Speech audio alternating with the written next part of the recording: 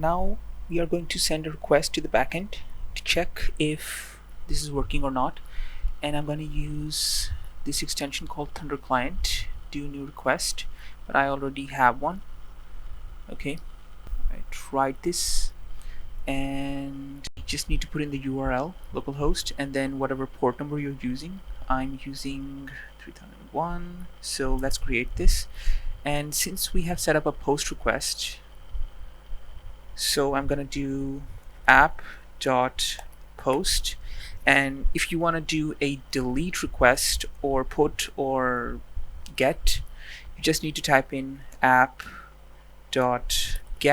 or post or delete. You get what I'm trying to say here. Okay, so first is the URL. I'm going to use the base URL, or you can give it a name like API, let's say. And if you do this, right, if you give it a name, you just need to go to here and say API, okay, and then to send something back, right, you pass in a function, and here you pass in two arguments, which are request and response.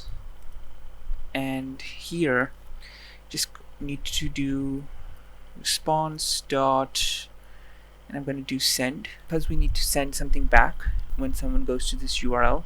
And I'm going to put in something simple, working, okay, and I'm going to save this, and it's updating, and I'm going to send in a request, and as you can see, this is saying working, and this is working. So like and subscribe. I hope you like this tutorial, and I'll see you in the next one. Bye.